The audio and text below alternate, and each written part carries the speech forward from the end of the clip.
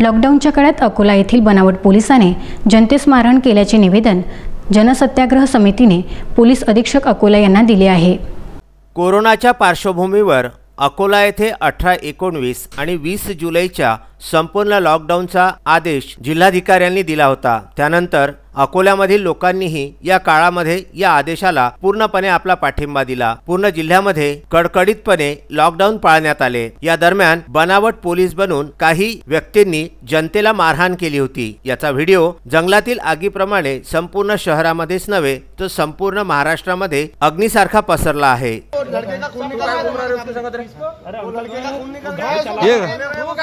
हाँ ना, ये लोगों को मार रहे हैं, ये मार रहे हैं, ये मार रहे हैं। ये पुलिस वाला है क्या? ये पुलिस वाला है क्या? ये इधर रुक रहा भाई, रुक।